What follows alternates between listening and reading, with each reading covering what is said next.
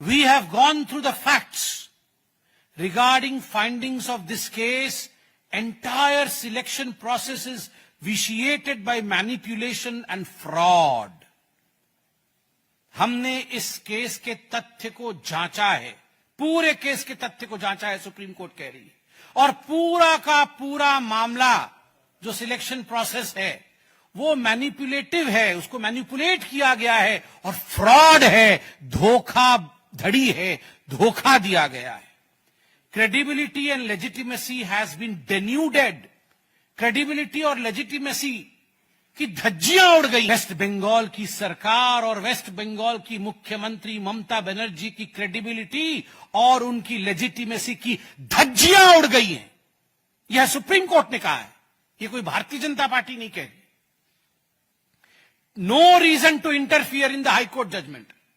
Supreme court ने कहा कोई कारण नहीं है कि जो हाईकोर्ट की जजमेंट है उसमें हम इंटरफियर करें। हाईकोर्ट ने ठीक कहा है, tainted candidates must be terminated.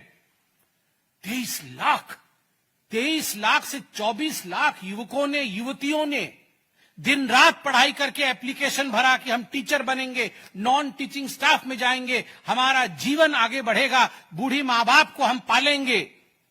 और अंततः आपने पैसे लेकर 5 से 15 लाख रुपए तक या उससे ज्यादा पैसे लिए गए, मैं उस पर भी आऊंगा, एक एक कैंडिडेट से। और पैसे के दम पर आपने ये जो भर्ती किया है, ये टेंटेड कैंडिडेट्स को टर्मिनेट करना होगा, ये सुप्रीम कोर्ट ने कहा। Appointments were result of cheating and fraud. ये जो अपॉइंटमेंट हुआ है ये चीटिंग और फ्रॉड के नतीजे से हुआ है, धोखेबाजी से की गई है। ये सुप्रीम कोर्ट ने कहा है, ये कोई भारतीय जनता पार्टी नहीं कह रही। और ऐसे रिक्रूटमेंट स्कैम्स के लिए याद करिए, हरियाणा में पूर्व में मुख्यमंत्री जेल गए हैं, जेल। दीदी जेल जाएंगी, अलबत्त जाएंगी। हिंदुस्तान में कानून का शासन है और एक बार हमारी सरकार बनेगी बंगाल में, the full force of law will come upon Mamata Banerjee.